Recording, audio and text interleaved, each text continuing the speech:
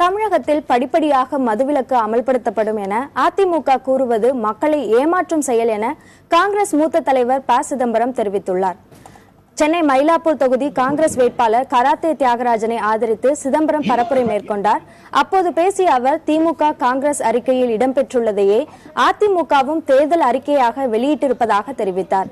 5 ஆண்டுகளாக ஆட்சியில் இருக்கும் அதிமுக அரசு பட்ஜெட்டில் அறிவித்து செயல்படுத்த வேண்டிய திட்டங்களை தேர்தல் அறிக்கையாக வெளியிடுவதாகவும் சிதம்பரம் கூறினார். மக்களை சந்திக்காத முதலமைச்சராக ஜெயலலிதா இருந்து வருவதாகவும் சிதம்பரம் விமர்சித்தார்.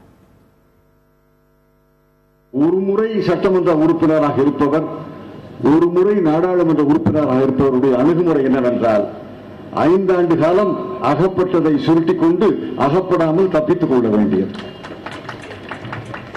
இந்த அணுகுமுறைதான் மக்களுக்கு விரோதமான அணுகுமுறை.